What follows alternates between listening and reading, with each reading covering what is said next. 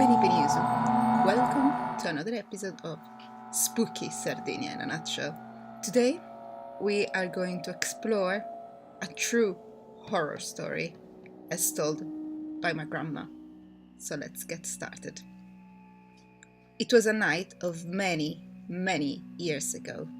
My grandpa was already in bed, and my grandma was alone in the kitchen, just tidying up after dinner.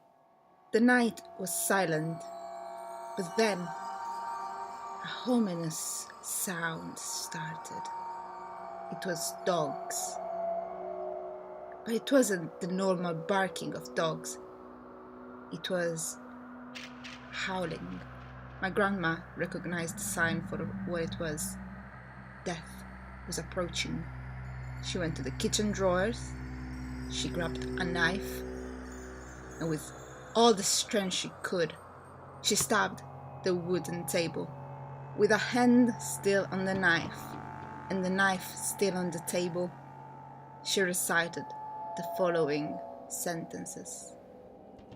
Cani chisesi imbaulendi, lascia passai aggiusta che passendi. She said it 3 times, and then for 3 times she made the sign of the cross. Then she ran as fast as she could into her bed and hugged my grandpa tightly, so tightly. She was scared. That's when the vision started. She had her eyes closed, but she could see it. She opened her eyes and she could still see it. It was a crossroad, and a lady was walking towards some blocks of flats.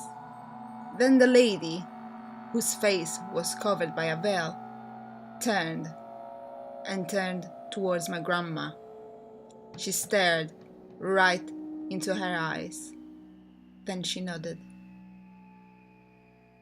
And instead of going towards the flats, she turned and she walked away.